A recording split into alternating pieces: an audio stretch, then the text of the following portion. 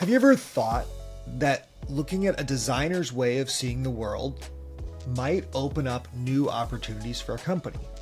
Of course you have. My conversation today is with Tamara Moellenberg, Associate Partner at Red & Associates, and she walks me through a framework for doing just that. It's almost as if they took ethnography, social sciences, traditional business strategy, brought them together, and made something much more interesting. I'm Andrew Hogan, Head of Insights at Figma, and this is FigBrew. Tamara, thanks for being on FigBrew. I'm excited to have you today. I've been really looking forward to this, Andrew. Same. I've been thinking about this framework that you shared, and I don't normally think about frameworks a lot. Like, they don't enter my being normally, but this one, I'm just like, sometimes I'll walk down the street and I'll be like, oh, it's that worlds thing. It's that thing that Tamara told me about. And it kind of just sticks with me. So I'm excited you're here. You're going to unpack a strategy framework. And I swear it's going to be exciting. I was going to say, you're clearly not a consultant if you don't spend a lot of time thinking frameworks, Andrew. So in some ways, I'm happy for you, but I'm also glad our framework, is one that got past your filter. Yeah. I see it in the world. I see it in the world. And I think that that's interesting. So I think my first question for you, just channeling the skeptic who hopefully is still watching after hearing us talk about how we're going to talk about strategy frameworks. Why did the world need another strategy framework? What made you think, oh, the 2x2s and the matrices and the other things weren't enough? We need a new thing. And again, I'm channeling the other skeptics. No, thank you. And it's good to take that skeptical approach. I think the important thing to say is that the other frameworks in themselves are not bad. They're not wrong. They're still valuable. There's a lot of folks out in the business world that are using all kinds of different ways of thinking about business strategy and how to get an edge of the market. But what's also true is a lot of those now are very popular. They have been widespread. A lot of people are executing on them. This is how business works. And so a lot of leaders and organizations are looking for, what is that next competitive edge?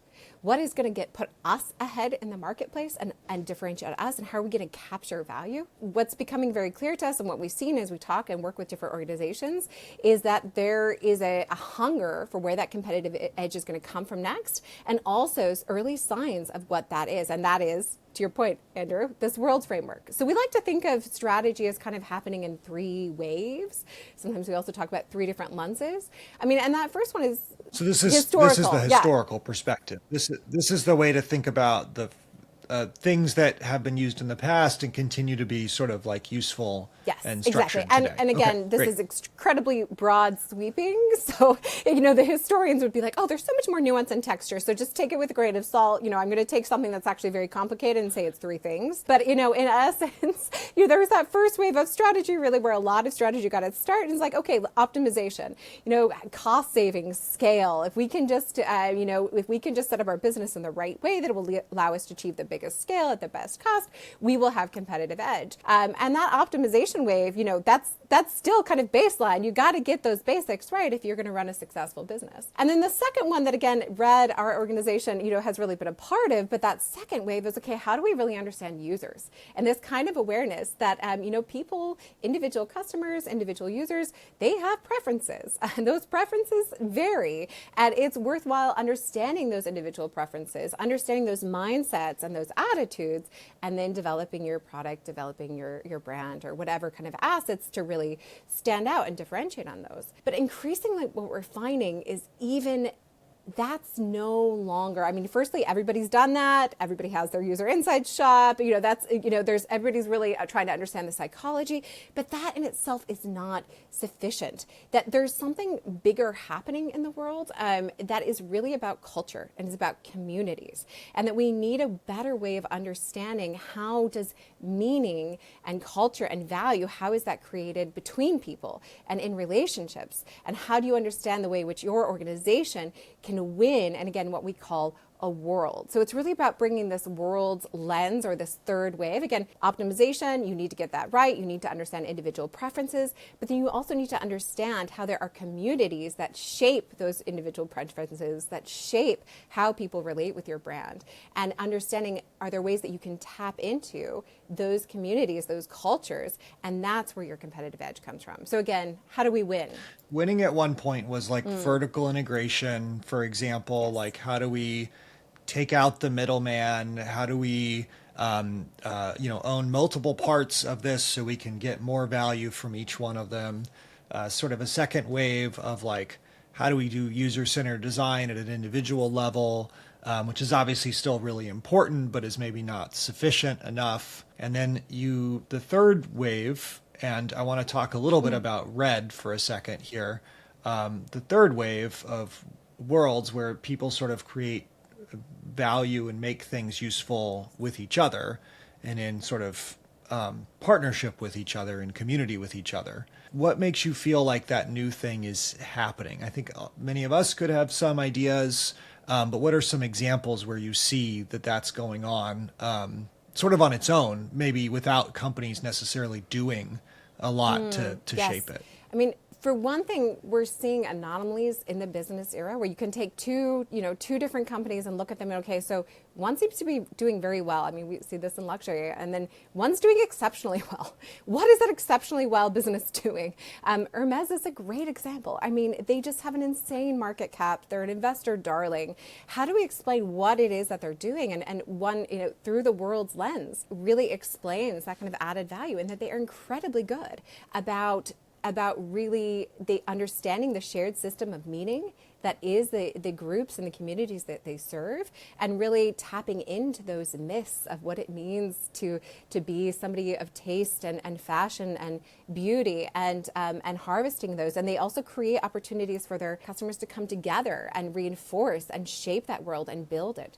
So it is partially about what we see, these kind of what we like to call anomalies happening in the marketplace, where one company clearly has a competitive edge, and how do you explain that? And the old frameworks don't quite fully encapsulate what's going on. But then separately in the culture, increasingly we see that there are so many more, there's sort of, I guess, tribes almost forming in so many ways, that people really, that there is this sense that a lot of what's their shape and their preferences are being determined by the cultures that they belong to, the communities that they belong to. So many physical goods kind of just on a spec basis start to feel like commodities. And what sets them apart is the way in which they actually do circulate within and take on meaning within these cultures and the communities. So it's both a bit what we've seen in the marketplace, but then also what we've just seen out in society and culture, for lack of a better. You mentioned Hermès. What are a couple other ones that people may have seen or experienced? I have to be honest, I have no experience with Hermès. It's not my world to the framework that we've sort of been talking about. What are a few others? So LEGO is a company that we've worked with for a very, very long time. And I think what's wonderful, beautiful thing about LEGO is that in some ways they were among the first to really think about this and leverage this approach very specifically in that they early on wanted to understand, okay, what is the world of play? Not just how do individual kids play, but what does play mean? What does it mean to, as a kid, to be part of the shared system of meaning of play, and how kids create that together, the myths and the stories they tell one another, the kinds of skills and mastery, the sort of the power dynamics. What is like social capital for a kid when you're playing? How do we understand that? And then how do we not just build products for that, but how do we build a multi-dimensional, I mean, what they've done is such a great universe. I mean, we now have narratives and we have experiences, and there's so many different ways that they have really both, again, understood that world of play and then tapped into it and leveraged it and built on top of it and into it. So I think it's a lovely brand, because again, it's something that they've been doing for so long and so intentionally, but tend to, I think, fly under the radar because, again, kids, like, so not a lot of us in the business world are like the world of play, but it turns out that's a very rich world, and it has its own rules, it has its own systems, it has its own norms. And again, us as anthropologists, that that's what we do, is we kind of codify those and explain those, and that's the work of understanding worlds. Maybe this is actually starting talking about the framework. What do we even mean by a world? How can you start to understand that? It's really about then starting to understand the different components of the world that you can then identify the levers for tapping into or winning in that world. So even just take actors. Okay, so who are the major actors in this world? And that can be both the brands that play in this world, but also the different key voices. Are there key kind of shapers of the world, people who have more social capital, more cultural capital? Okay, now we then really understand maybe our partnership strategy. Also understanding, say, the language of this world. Are there certain signs or symbols or narratives that are common in this world? Okay, so that then now helps guide our marketing and our branding. So it's really about understanding, again, how the world operates and then designing up against that. Could you talk a little bit about Red and why maybe this is something that you're spotting, and Red and Associates, and you're spotting and seeing, and where the company kind of comes from and why it might have some of this perspective? So we are a bunch of what we could say human scientists, but really you can think of that as anthropologists. People who've always been curious about culture, about society, about people in society. So, some of us come from slightly more like, say, the psychological side of that, but a lot of us are really, again, about, it's not just individual psyches. We've always been trying to understand what brings people together. How do they interact with one another? How do they build shared meaning systems amongst one another? I mean, that is the anthropologist lens. The anthropologist is studying people in relationship, in community, whereas again, somebody maybe like more the psychological frame is kind of individuals in the lab. So that has always been our skill set, and our toolkit is pulling from the anthropologies, anthropology, the humanities, the social sciences. And so I think that has kind of given us, we were sort of attuned and aware of those dynamics in between people and already studying them and developing a methodology for studying those, really from the start, 20 years ago. But really, over the years, we've really honed that into this is this world framework. A world, to us, has these dimensions that are observable and invisible, and we have a methodology for going and studying those dimensions and mapping, the world of your customers, or the world in which you could participate or do participate today. So I think that's a fascinating way of thinking about why you might approach this differently. And where you might come at this perspective in a different way. So this framework, the key elements, we've mentioned something called worlds. Maybe it's like a sort of a circle framework is kind of how I described it. And then lenses. What does that mean? What are some of those elements that are emblematic of this particular era of strategy? Right. So I think, just to kind of put those together, again, what we're saying is that it's great to have to be a good business leader, you need an optimization lens. You need to be thinking about vertical integration. You need a user lens. You need to absolutely be doing user testing, design, but then you also need this world lens. You need to be thinking about your company, your customers in relationship to one another and the shared system of meaning between them. But where a lot of, sometimes when you talk to leaders, like, okay, but how would I even go about doing that? How can I even begin to apply this lens?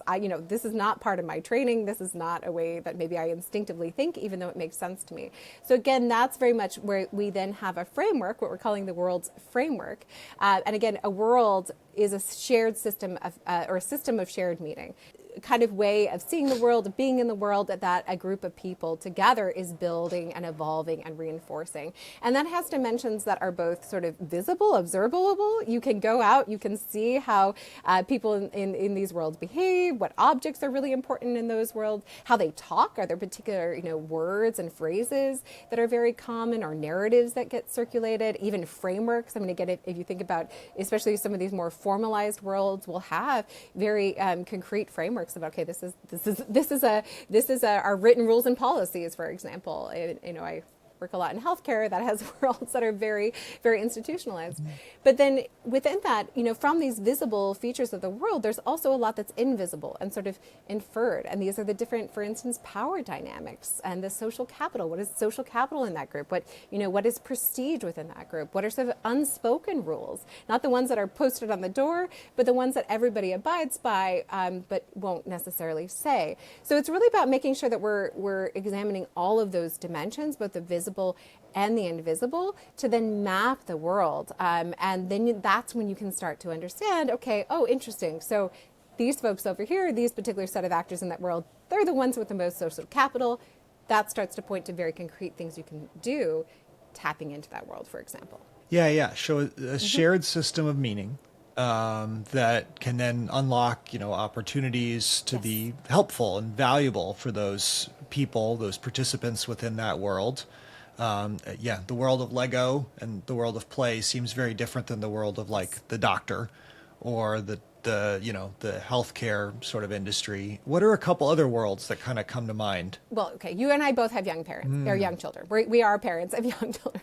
Yeah, and yeah. I think, parenting Yeah. itself holds so many subworlds. There is the world of gentle parenting, there is the world of So many. tech forward parenting. And sometimes you can exist in multiple, but Yeah. these worlds have, I think we both know in the playground when there's an unspoken rule within a certain world that you just don't talk about, that, there's a strong norm or there's certain voices that really hold prominence. So I think there's, it's also a matter of understanding, hey, yes, okay, we could go for the world of parenting is one world, but there's also, for better or worse, ways to talking about subworlds within that. And one of the really important things is, as a company, as a player in the world, is also understanding there's some trade-offs between the size of the world. Do we want to play in the world of parenting generally? Do we want to be relevant in that? That might be a bigger world, a bigger TAM, but has slightly less energy. It just, there's less movement happening, maybe less investment, because it's just a big world that's spread over a lot of people. Whereas something like the subworld of gentle parenting, for example, that might be one that's a really dynamic world. There's a lot of conversations happening. There's a lot of energy. So again, it's worlds can exist at different levels, have different examples, but it's also about thinking very strategically about which of these worlds we want to play in and why. I mean, it also brings to mind like toy making. How big is the world of Marvel superheroes, and then how big is the world of Batman, who's DC? Now that I think about that, but Yes. but you get my point of how big is the world versus how much energy is there about that sort of world. And then you mentioned, I mean, this point about energy is interesting. What does that mean in this context? Like, what are some ways of thinking about energy? Is it just how much someone cares about it? Is it, how connected they feel to that world? How should we think about that? There's many different vectors in that, and I think in some ways it's specific to the world, but it's absolutely, the level investment. It's a lot about like the pace of conversations, the energy of the conversations, the amount of conversations, and I guess the closeness of the various actors within that. But I think to take a step back, the reason why energy and size matter, it's really what the world framework allows you to do is understand. I mean, we sort of put this up against the classic strategy framework of where to play and how to win. What you really need to be understanding, okay, so what is the world we want to play in? What is the world that makes sense for us, that's going to be a right fit for our brand, our capabilities, that is going to be that world that has, is either the right energy level that we can do a lot and grow a lot, or is the right size for us. And then really understanding that, so choosing that world and prioritizing that world, but then thinking about, okay, so in this world, what is our unique way of winning within that? How are we going to understand and take these different dimensions of the world and develop strategies, communications, products that will really make us own the kind of the key space in that world, if that makes sense. This is the part that made me so interested in this whole thing, because it is essentially a substitute or a competitor to something like a TAM analysis, which is like the very classic business way of talking about, the TAM is really big. The TAM on this, could grow 10%. And then what you're essentially describing is that isn't really what even matters always. And it helps to describe some companies that come out of nowhere, especially consumer companies, but even, B2B companies that sort of come out of nowhere and then grow something that doesn't, didn't exist. And then all of a sudden it does exist, and it's changing people's lives relatively quickly. And that's the part that I walk around down the street and I see like this product or this thing happening, and I see, that's a distinct world. That's a world here. And that's what I've been thinking about since you told me this. That's a great point. I will say something that we often encounter, there is this tendency in business to be like, oh my gosh, that market is so huge. The TAM is ginormous. If we could just get a little piece of that market, we would be, we would 10x our growth. And the hard thing about those conversations is, that market may have that might be a really bad fit world for who you are, what your capabilities are, what your brand is.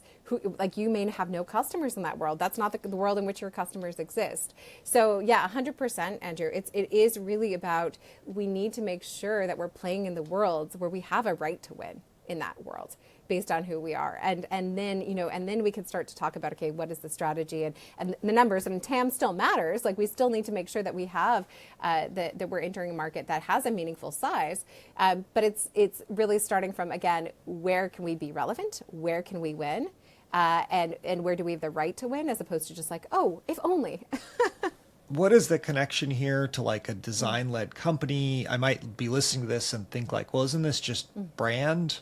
Is that a fair way of thinking about this, or do you think of it as distinct? What is the relationship between brand and this sort of like framework you're laying out here? I mean, it's so much bigger than brand. It really is the orientation of the whole company.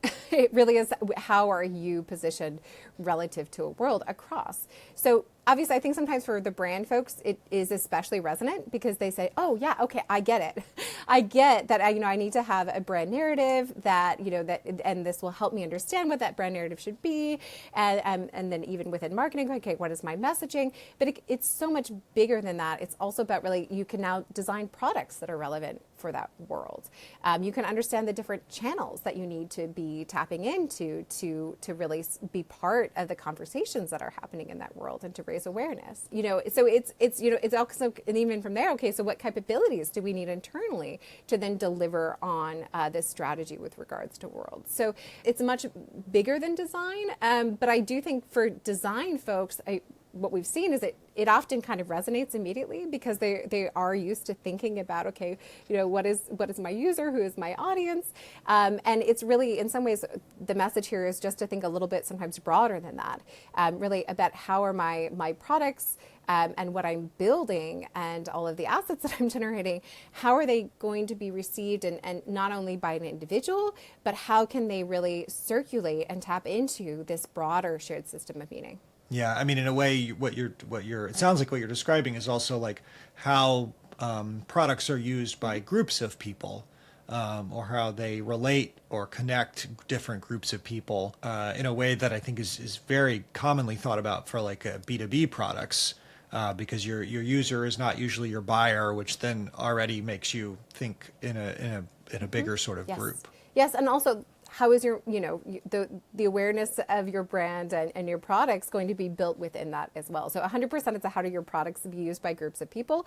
But again, how can you tap into what's happening in this world? I mean, partnership strategy. Who are the major voices in this world that you can partner with to really, again, have a kind of more of an elevated position in that world and more resonance within that world. So it can really, there's implications from this across the business, and it can really help guide and direct and also unify those different parts of the organization. So we're all working towards the same world, as opposed to having sort of in our heads, okay, this, product's over here kind of working on this thing, marketing's over here. And obviously I'm exaggerating a bit, but you get the idea. Yeah.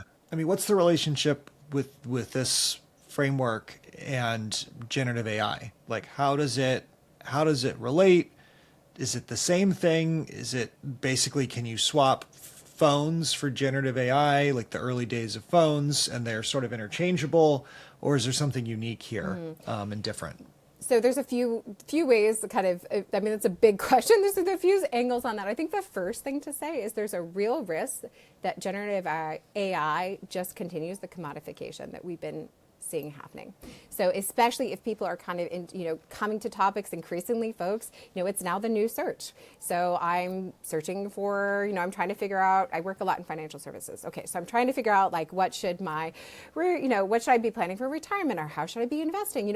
It's just going to give you kind of generic advice. It's aggregating everything that's happening out there. And in that kind of commodification, there's more, it raises the stakes, it raises the need for brands to have cultural resonance. Having cultural resonance, having cultural narratives, building on that credibility or tapping into that community becomes even more important in a world where increasingly everything, you just get this kind of AI slop. So I think it really, again, it raises for us in this world of generative AI, that raises the importance of understanding that shared system meaning, understanding those worlds, and developing something that has that kind of edge and that cultural resonance. The other thing I'll say, though, it's also Gen AI is changing the world. I think the world that, Andrew, that you have studied a lot, I think it's fascinating to think about how Gen AI is changing the world of design. It's shifting roles. It's shifting how the titles people use. I loved that, I love that piece that you were writing. It's shifting how prestige is being displayed in that world. And so it's also something that we study as we examine the worlds. How is Gen AI, how is Gen AI shaping that world and disrupting it? And it really does mean, I think, for a lot of companies that have been playing in particular world for a long time, they need to be thinking about how is this world changing. Otherwise, you're going to lose the competitive edge you might have had and didn't realize. You know what I mean? Yeah, absolutely. I mean, how we talk a lot about if more things than ever before have been generated or being generated, there's a lot of discussion of that. Yeah. How do you stand out in that? And this is one way in which that might happen. What are the methods you're using to understand the way the world operates? So really at the core, it's embedding ourselves in the world. So it's really, we do deep ethnography where we go out and we spend time with people, but it's people together. So it's not just meeting with individual interviews, it's really doing ethnography of ecologies and immersing ourselves in those worlds. It's also understanding what is the discourse of that world that's happening, digitally, online, in different forums. So it's really a suite of different methodologies that we have, but they're always centered on understanding how multiple groups of people are talking, relating to one another, thinking, expressing, behaving together. So really interesting to talk about this framework, to talk about worlds. I'm curious, if you are at an organization and you see that this is something that would be useful for you, how could you start a conversation if you were, let's say, an individual contributor versus if you're kind of in a C-level leadership sort of position? I think it's a lot about changing the kind of questions you're asking or just asking new questions. Are we in the right world? Do we understand the world? Sometimes there's accidental success that has happened. Can we explain our success? Is that success? Have we, in fact, are we in a world that might be changing for various reasons in various ways? So it's really starting to just question the norms and what's assumed and what has served us so far. Will it serve us going forward? And again, a lot of the worlds is not needed in every business situation. It's really, we see the most value here is when you're in a situation where there's a lot of uncertainties. There's a lot of things that are cropping up that don't make sense. There's a lot of change that's happening. There's a lot of signals that you're starting to see or things that you just can't explain with the frameworks that you currently have. And that's when it's, our point of view is that it's you need to start asking questions about, are we in the right world? If not, which world should we be in? And then how can we better really find resonance and activate that world? I love that point that it's about asking questions, because I also now see part of why I was connected to this. I spend so much time on design and designers and companies that are thinking through design, which is sort of like, how do you ask questions and then come up with potential answers? And I think you're describing that potentially the best way to ask a question is to reframe the entire situation and see if you understand it at all, or if you've missed something much bigger. Yes. That's very well said. Tamara, amazing, really interesting overview. I'm thinking about cultural dividends, worlds, and I just appreciate that walkthrough, and I think that other people will too. If they want to talk more about it, where should they go? How should they get in touch with you? So you can always find me on LinkedIn. You have my name, Tamara Moellenberg, or I would really encourage folks as well to go to our website. So Red Associates, if you Google us, or you can even find us on Gen AI these days. We have a lot of different content about this concept, related concepts, a lot of stuff to look through and learn more about what we do. And you can also reach us through there. Amazing. Really enjoyed it.